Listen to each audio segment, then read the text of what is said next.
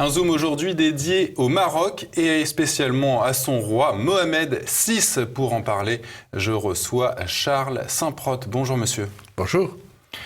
Charles Saint-Prote, pour ceux qui ignorent qui vous êtes docteur en sciences politiques et directeur général de l'Observatoire d'études géopolitiques de Paris. Et donc, vous nous présentez aujourd'hui votre ouvrage Mohamed VI ou la monarchie visionnaire. C'est édité aux éditions du Cerf. Avant de parler du roi, donc Mohamed VI, Charles Saint-Prote, j'aimerais qu'on parle de l'institution monarchique marocaine. Il s'agit donc d'une monarchie parlementaire. Pourquoi dites-vous qu'elle est l'atout principal de la nation marocaine et qu'elle lui confère même un avantage sur les autres pays de la région ? Vous savez, le roi Hassan II disait... Le père de Mohamed VI. Le père de Mohamed VI disait « les rois ont fait le Maroc », ce qui nous rappelle une certaine chanson française. Et la constitution du Maroc, c'est un peu la constitution de la France. C'est-à-dire, c'est un pays qui s'est formé par la volonté de ses rois à partir du 8e siècle, du 9e siècle, et il doit tout à la volonté de ses rois qui ont été vraiment les fondateurs du pays, de la nation, et qui en sont les meilleurs garants. Aujourd'hui, on s'aperçoit d'une chose, c'est qu'au sud de la Méditerranée, le seul pays stable, le seul pays qui n'a pas de problème, ou qui n'a pas trop de problèmes, et qui est un allié aussi fidèle de la France et du monde occidental, c'est le Maroc, grâce à cette monarchie, qui est une monarchie visionnaire, qui est une monarchie forte, et qui est une monarchie gouvernante. Car ce qui est très important... Voilà, c'est une monarchie parlementaire, mais contrairement aux monarchies européennes, vous l'écrivez dans votre ouvrage, le roi gouverne réellement. Oui, je dirais même pas que c'est une monarchie parlementaire. C'est peut-être une monarchie constitutionnelle, sachant qu'une monarchie constitutionnelle, ça peut être tout. Charles X avait édité une charte, et on pouvait aussi considérer que la monarchie de Charles X était une monarchie constitutionnelle. En tous les cas, c'est une monarchie constitutionnelle à la marocaine, mais où le... Mi-absolu, mi-parlementaire, on va dire. Oui, mais où le roi... Le roi est très impliqué. Gouverne, le roi fixe le cap, le roi prend toutes les grandes initiatives, et souvent, hélas, le roi ne reçoit pas de la part des partis politiques. Il y a une vingtaine de partis politiques de extrême droite à extrême gauche au Maroc, toute l'aide voulue, parce que au Maroc, comme hélas ailleurs, et notamment en France, les partis politiques ne sont pas à la hauteur. En revanche, le roi a le soutien des milieux actifs, des milieux dynamiques, des milieux économiques, des milieux administratifs, des walis, des femmes surtout, des femmes. Et je pense que tout ce qui se fait au Maroc aujourd'hui, toutes les grandes réalisations sont l'œuvre de la monarchie. C'est un roi réformateur et je crois que d'ailleurs que dans votre ouvrage, c'est pas une question que je voulais vous poser, mais ça m'y fait penser. Vous évoquez, je crois, un texte musulman qui évoque l'arrivée tous les siècles pour le Maroc d'un roi réformateur qui va changer les choses. À l'origine, d'ailleurs, l'islam est réformiste, puisque l'islam n'est pas une nouvelle religion. L'islam s'inscrit dans la tradition monothéiste et vient réformer un message qu'il estime avoir été dévié. Et il est dit dans le Coran que chaque siècle, il y a un réformateur qui vient pour remettre les choses. Et donc, on peut considérer que Mohamed VI est ce réformateur du siècle, dans la mesure où il imprime à son pays un dynamisme nouveau et il le fait entrer dans la modernité dans le XXIe siècle. Alors justement, à propos de nouveautés, on reviendra sur la religion après, si vous le voulez bien, Charles Saint-Prote. Donc, Mohamed VI succède à son père, donc Hassan II, en juillet 99 et environ 10 ans plus tard, donc en 2011, après des manifestations, il se lance dans une révision de la constitution de son pays. En quoi a consisté cette révision, Charles Saint-Prote ? Alors, il ne s'est pas lancé dans cette révision à cause des manifestations.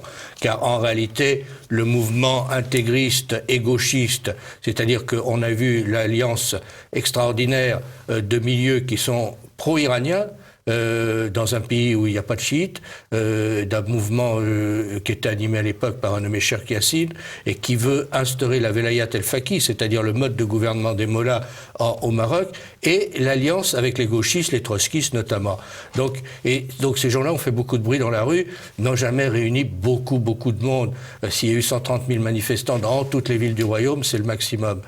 Et le roi avait entrepris une réforme bien avant, notamment sur le plan régional. Il voulait faire la régionalisation de façon à ce que toutes les régions du pays participent à l'essor économique et au dynamisme économique. Donc ce qu'on appelle décentralisation. Décentralisation et déconcentration, en fait. Il a déconcentration parce qu'il a donné plus de pouvoir aux représentants de l'État sur place, et régionalisation. Et en fait, le roi a toujours été contre cette idée, qui était une idée un peu coloniale, du Maroc utile et donc qui implique un Maroc inutile. Pour lui, il n'y a pas de Maroc inutile, toutes les régions doivent apporter leur pierre, et il avait lancé le grand processus de la régionalisation. Et la Constitution, qui a été adoptée par référendum en 2011, fait la part belle à cette régionalisation qui s'appelle régionalisation avancée, et qui est aussi liée au traitement de l'affaire du Sahara marocain, puisque le roi a proposé un plan d'autonomie qui accorderait une large autonomie à la région sud. On y reviendra d'ailleurs sur cette affaire du Sahara marocain. Charles Saint-Prot, vous évoquez le rôle indéniable de l'islam au Maroc et la religion de l'État marocain, le roi comme descendant du prophète Mohammed et donc le commandeur des croyants. Voilà, c'est un statut qui revient au roi du Maroc, et vous dénoncez le prétendu islam politique, je vous cite, comme une sorte de construction idéologique artificielle. Mais l'islam n'est-il pas au fond, et le Coran aussi, une sorte de code civil? L'islam n'est-il pas un système juridico-politique? Alors l'islam n'est pas un système juridico-politique, l'islam est une religion, et il est clair que mais est-ce que ça n'est pas plus que ça? Est-ce que ça n'est pas aussi une civilisation, l'islam? C'est une civilisation, comme le christianisme est une civilisation, comme d'autres religions peuvent être une civilisation. Que ce soit une civilisation, on ne le nie pas, mais l'islam n'a rien à voir avec la caricature qu'on a pu faire, et qui en font... je crois que c'est à partir des frères musulmans qu'on a assisté à une confiscation, une instrumentalisation de la religion par un projet politique qui visait à prendre le pouvoir, bien entendu. Et tous les héritiers des frères musulmans, que ce soit le fameux Saïd Qutb, qui a inspiré Khomeini en Iran, et qui a inspiré aussi les talibans, ou les fameux terroristes qui ont tué Sadat, ou d'autres, sont tous issus du même moule, qui est un moule politico-religieux, qui se sert de la religion pour des fins politiques et souvent des fins révolutionnaires. Le vrai islam n'est pas ça. Le vrai islam est modéré. Alors on peut se poser des questions, Charles Saint-Prot, puisque je lisais cette citation de Soeb Benchek, ancien moufti de Marseille. Je le cite: « Si on prend le texte fondateur de l'islam, donc le Coran, et qu'on l'applique, on ne doit rien reprocher à Daesh. » Ah mais on ne peut pas empêcher un imbécile de dire n'importe quoi, et n'importe qui peut se proclamer moufti. Si ça vous amuse, vous pouvez vous proclamer moufti du Kremlin-Bicêtre. Mais je pense que il y a les vrais représentants de l'islam. Mohamed VI en est un. Et Mohamed VI est un peu le garde-fou face à l'extrémisme. Parce que, en tant que commandeur des croyants, c'est un titre, une fonction plutôt qu'il occupe, que les rois du Maroc occupent depuis la fin du califat abbasside, c'est-à-dire que ça date pas d'hier. Et en tant que descendant du prophète, puisqu'il descend, les Alaouites descendent du prophète, comme le roi de Jordanie descend aussi du prophète, il peut parler et tout le monde se tait. Personne ne peut dire qu'il est plus musulman ou plus légitime que le roi Mohamed VI. Et donc le roi Mohamed VI incarne cet islam de la modération, du juste milieu, de la tolérance. Récemment encore, il a reçu le pape à Rabat, et il faut se souvenir que son père, Hassan II, avait reçu le pape Jean-Paul II, et ça a été la première fois qu'un pape mettait les pieds dans un pays musulman, et il y avait eu 2 millions de personnes pour l'acclamer à Casablanca. Donc et vous avez des églises au Maroc, puisqu'il y a pas de chrétiens marocains, mais il y a des chrétiens qui vivent au Maroc, notamment des Français, et puis des Africains, et puis il y a des Juifs. L'islam est la religion d'État, mais ça n'empêche pas une liberté du culte des autres religions. Et vous avez la cathédrale de Rabat, et moi je suis toujours frappé du fait que dans la cathédrale de Rabat, vous n'avez pas 400 chars d'assaut devant. Il y a un policier qui est là, comme il y en a un peu partout, mais il n'y a pas du tout de problème. J'étais au au Caire récemment, le quartier chrétien est pratiquement un blockhouse. Il est protégé par l'armée jour et nuit avec des chars. Au Maroc, non, parce que personne n'aurait l'idée d'attaquer une église ou une synagogue. Et ça, c'est aussi... Et bien entendu, le dimanche, les cloches de l'église sonnent, comme tout à fait normalement, comme c'était le cas d'ailleurs en Irak du temps du président Saddam Hussein, qui a été assassiné dans les conditions que l'on sait. Toujours concernant la religion, Charles Saint-Preux, vous revenez sur la théorie du choc des civilisations, théorie développée par Samuel Huntington, ce professeur de sciences politiques américain. Vous affirmez qu'elle attise le feu de l'extrémisme. Cette théorie, expliquez-nous. Oui, parce qu'en fait, c'est pas Huntington qui a inventé cette théorie, c'est un nommé Lewis. Qui était un agent anglais et israélien dans les années 40 et 50. Et ça a été repris par Huntington parce que après la chute du bloc communiste, les Américains se sont trouvés privés de sparring partners. Il faut toujours un méchant si on veut incarner le bien. Et donc, ils se sont dit que l'islam pourrait tenir ce rôle du méchant et ils ont créé cette théorie qui a été reprise par les néoconservateurs pro-israéliens du choc des civilisations visant spécialement l'islam. Il fallait un nouveau méchant, quoi. Il fallait un nouveau méchant. Et c'est ce qu'ils ont constitué. Mais bien entendu, c'est une théorie totalement hallucinée qui ne repose sur aucun critère. D'abord parce qu'il n'y a pas un islam, il y a des islams. L'islam marocain n'est pas le même que l'islam turc, qui n'est pas le même que l'islam indonésien, qui n'est pas le même que l'islam saoudien, etc., etc. Donc, c'est vouloir uniformiser sur la tête d'un seul ennemi, c'est un grand mensonge. Vous évoquez, Charles Saint-Preux, la vision nationale et vous pointez du doigt la menace du séparatisme qui guette au Maroc. Aujourd'hui, presque la moitié du territoire appelé Sahara occidental est revendiqué par la République arabe sahraoui démocratique. Quelle est l'initiative du roi et de l'ONU pour mettre fin à ce conflit territorial ? Alors d'abord, le séparatisme est une menace pour tous les États. Nous-mêmes en France, nous ne sommes pas à l'abri de menaces séparatistes, hélas. On le voit en Nouvelle-Calédonie, mais on pourrait le voir... Même dans l'Hexagone. Même dans l'Hexagone. Je crois que François Hollande avait évoqué avec ses journalistes, je crois que c'était du Monde, des cas éventuellement de scission à l'intérieur de la France qui reviendrait à des musulmans extrémistes. De toute façon, c'est une vieille manie des antinationaux d'agiter le spectre du séparatisme et toute l'action des rois de France, par exemple, a été de combattre les féodalités séparatistes. Bon, et au Maroc, il y a un problème de séparatisme qui est l'affaire du Sahara marocain, qui a été montée de toutes pièces par l'Algérie et le bloc communiste dans les années 75. C'était un territoire occupé par l'Espagne. Lorsqu'il y a eu la décolonisation, enfin la fin des deux protectorats français et espagnol, l'Espagne n'a pas restitué le Sahara parce qu'il n'était pas partie du protectorat, parce qu'il était plus au sud. Bon, mais c'est une affaire montée de toutes pièces par l'Algérie et le bloc communiste. Et le Polisario, qui est le mouvement séparatiste, ne représente rien. Ça a toujours été un pantin de l'Algérie et du bloc communiste. D'ailleurs, quand il y a eu les grandes batailles au début des années 80, on entendait, puisque les Français aidaient déjà le Maroc, on entendait les communications en allemand et en espagnol, parce que c'était des Cubains et des Allemands de l'Est qui se battaient, et c'était bien entendu pas les militants du Polisario, qui ont jamais dû être plus de 3 ou 4 000, donc c'est pas un problème. Alors aujourd'hui, il est clair que le bloc communiste a disparu, Dieu merci, il ne soutient donc plus cette aventure séparatiste, mais l'Algérie, elle est un peu comme le lapin du Racel. Elle continue à entretenir par haine du Maroc, comme il y a aussi une haine de la France en Algérie. Il y a deux pays que les régimes algériens qui se sont succédés depuis l'indépendance ne supportent pas, c'est la France et le Maroc.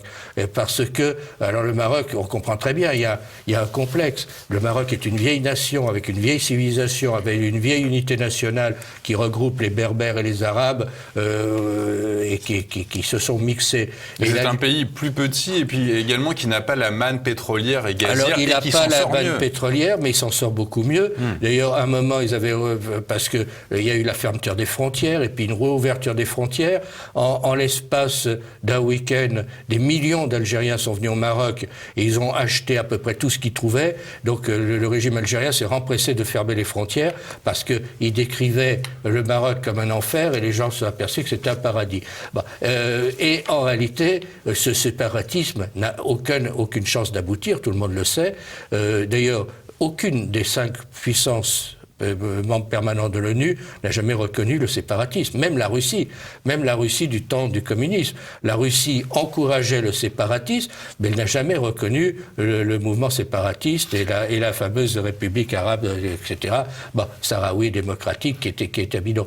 Est-ce que le roi Mohamed VI est soutenu par la politique onusienne, justement, dans la résolution de ce conflit avec le Sahara occidental? L'ONU soutient les gens comme la corde soutient le pendu.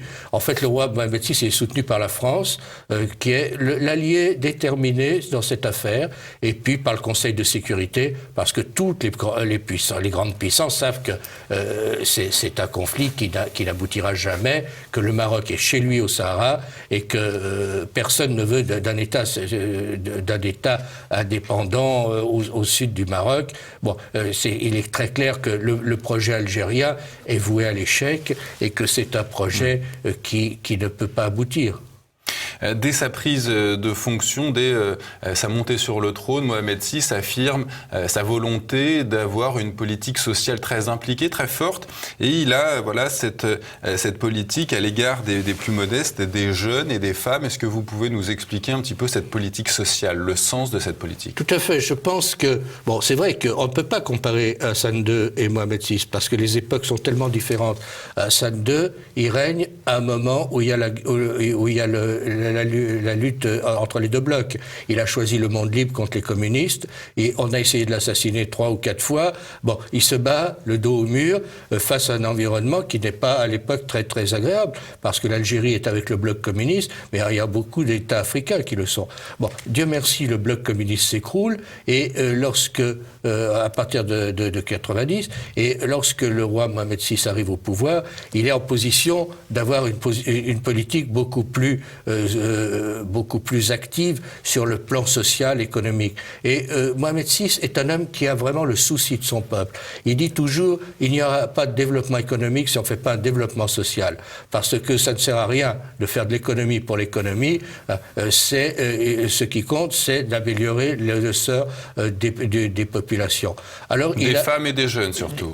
Alors, il a déjà fait beaucoup sur le plan des infrastructures, l'électrification, la création de dispensaires dans les petites régions, dans les d'eau potable, les écoles, etc.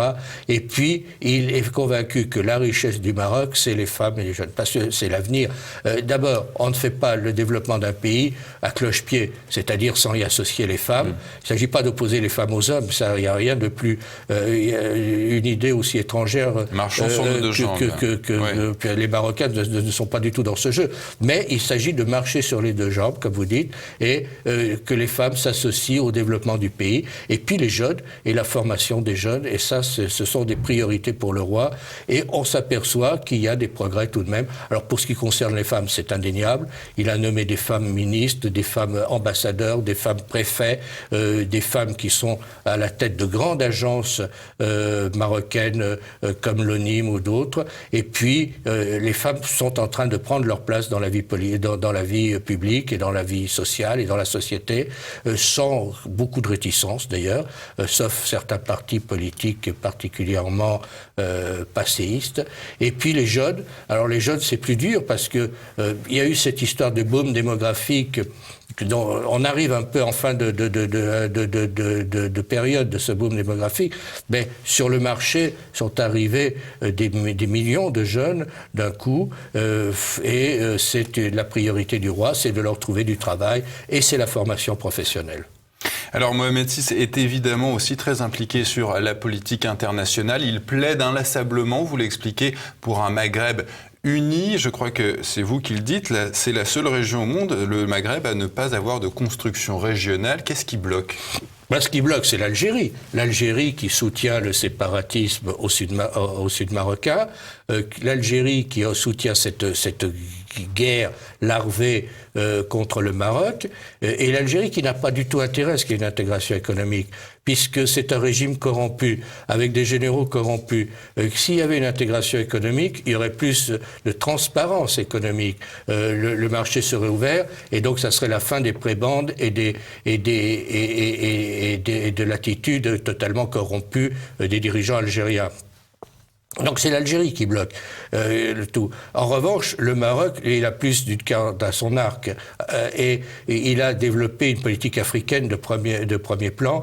Aujourd'hui, le roi Mohamed VI est considéré par les Africains, par toute l'Afrique, enfin une grande partie de l'Afrique, la majeure partie de l'Afrique, comme le leader du Maghreb. Le leader de l'Afrique. D'accord. Parce qu'il a une vision.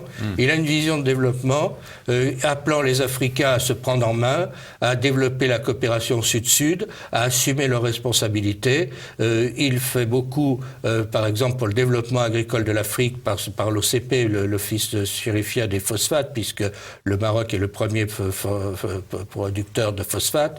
Et vous savez que pour les engrais, tout ça, le phosphate est très important. Et il a créé des relations avec l'Érythrée, avec le Nigeria, tout ça. Très impliqué aussi dans la lutte contre le terrorisme. Alors, il y a cet aspect économique, de développement, une vision à long terme. Il y a la stabilité. Le Maroc apporte sa coopération, mais quand je dis sa coopération, très étroite et très efficace au service de sécurité africain dans la lutte contre le terrorisme. Et le Maroc est un acteur essentiel de la lutte contre le terrorisme, y compris pour les services français, espagnols et états-uniens. Vous savez que si on a pu arrêter les auteurs des attentats du Bataclan et ailleurs, c'est grâce à la coopération avec les services marocains qui sont excellents. Donc il y a cette lutte contre le terrorisme. Il y a la lutte aussi contre le fanatisme religieux, puisque le roi est commandeur des croyants, mais non seulement au Maroc, mais toute l'Afrique musulmane le considère comme le commandeur des croyants. Et donc il a un discours qui est celui de la modération, de la formation des imams. Il a créé un institut de formation des imams ils apprennent aux imams, aux jeunes imams, non seulement les bases théologiques, ce qui est important, mais aussi à parler à la télévision, à animer des sites Internet, à répondre aux arguments des extrémistes. Et je crois que ça, c'est très important, parce qu'on ne pourra combattre les extrémistes qu'en répondant à leur propagande. Terminons avec les relations qu'entretiennent le Maroc avec la France. Vous le dites, la France, c'est l'ami le plus sincère et le plus constant du Maroc. Comment est-ce que vous expliquez cette relation de confiance entre les deux pays ? C'est une vieille affaire. D'abord, vous savez que le roi Louis XIV voulait faire épouser, que sa fille épousât un prince marocain. Il y avait eu une grande ambassade, enfin tout ça est raconté par Saint-Simon d'une façon très rigolote d'ailleurs. Après, il y a eu Lyautey, qui a quand même été un personnage qui avait compris l'identité marocaine et qui avait compris l'importance de la monarchie marocaine. Il y a eu ce personnage historique de Mohamed V qui, pendant la Première Guerre mondiale, le grand-père de Mohamed VI, qui pendant la Deuxième Guerre mondiale a pris clairement le parti de la France contre l'Allemagne, et ce sont les troupes marocaines qui ont délivré la Corse, ne l'oublions jamais. Et puis le général de Gaulle a remis les insignes de compagnon de la libération au roi Mohamed V, qui était le seul chef d'État étranger à avoir ces insignes. Il y a eu l'aide que nous a apportée le roi Hassan II pendant toute la période de la guerre froide, car sinon on a pu faire des opérations en Afrique, notamment Kolwezi ou ailleurs, c'est grâce à la coopération du Maroc et grâce à l'aide du Maroc. Et maintenant, il y a ce Mohamed VI dans un environnement plus apaisé, Dieu merci, mais où la France reste l'allié indispensable et je dirais même l'assurance vie du Maroc. C'est-à-dire que quand ça a été mal pour le Maroc à l'ONU à cause du Sahara marocain, parce que Obama, dans toutes ses folies, avait entrepris de changer son fusil un peu d'épaule et il n'a pas apporté le soutien nécessaire au Maroc. Il avait même fait nommer comme envoyé spécial du secrétaire général des Nations Unies pour le Sahara un garçon qui travaillait pour l'Algérie ouvertement. Bon, eh bien, c'est la France qui, en menaçant d'opposer son veto, a sauvé le Maroc. Donc il y a là une amitié qui est fondée sur l'histoire, qui est fondée sur les combats. Mais qu'est-ce qui a fonctionné entre la France et le Maroc qui n'a pas fonctionné entre la France et l'Algérie? D'abord, ce sont deux vieilles nations qui ont, comme je disais, à peu près eu la même histoire. Ce sont les rois qui ont fait le Maroc, ce sont les rois qui ont fait la France, et on se connaît depuis 12-13 siècles. Il y a aussi le fait que, à la fin du protectorat, le roi Mohamed V, le grand-père du roi Mohamed VI, a été d'une élégance qu'il faut saluer, en disant, nous avons combattu pour notre indépendance et maintenant elle est acquise, nous tournons la page et nous considérons que la France est notre amie et il faut redouer avec la France des relations privilégiées, ce qui n'a pas été le cas en Algérie, où le discours anti-français est devenu un peu le discours récurrent d'un régime qui n'a pas beaucoup d'idées à mettre en place, d'autres que la haine de la France et la haine du Maroc. Donc il y a entre la France et le Maroc une vraie amitié, mais qui est plus qu'une amitié, c'est fondé sur des relations loyales et très durables. Et puis il y a des relations économiques. Macron a inauguré récemment le TGV qui va relier Tanger, qui relie déjà Tanger à Casa et à Rabat, qui va aller jusqu'à Rabat, qui ira ensuite à Agadir, qui ira ensuite à Laayoune au Sahara marocain.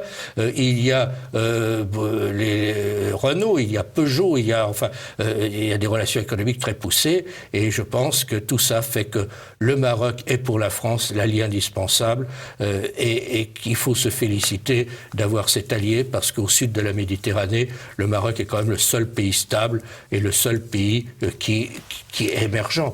D'ailleurs, une agence internationale vient de classer le Maroc comme premier pays émergent d'Afrique, mais on s'aperçoit qu'il n'y en a aucun autre derrière, quoi. Donc, nous avons tout intérêt... La locomotive de l'Afrique. C'est la locomotive de l'Afrique, c'est la locomotive du dialogue avec les pays européens, parce que le Maroc est à 12 km de l'Europe, par le détroit de Gibraltar. C'est aussi un acteur important dans le monde arabe, parce que le président le roi est président du comité Al-Quds sur Jérusalem, et sa voix est entendue. Et donc, pour la France, le Maroc est l'État indispensable, le partenaire indispensable. Charles Simprot, je rappelle donc le titre de votre ouvrage, c'est Mohamed VI ou la monarchie visionnaire, que vous avez d'ailleurs écrit avec Zina El Tibi. Merci Charles Simprot d'être venu sur notre plateau. Merci.